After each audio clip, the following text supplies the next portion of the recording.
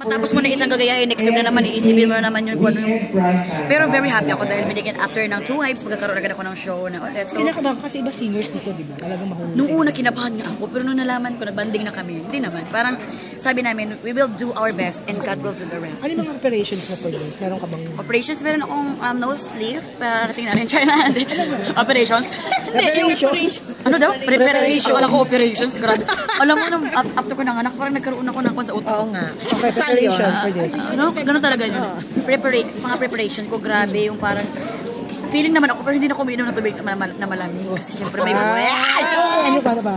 And then, nag-stretching ako kasi pag nagsayaw-sayaw na, baka mabigla yung katawan ko, mahilo ako, di ba? Pag hindi ka stretching, and then, syempre, by this time, kailangan fit ako. So, kailangan talagang exercise kasi yung chan ko malaki pa.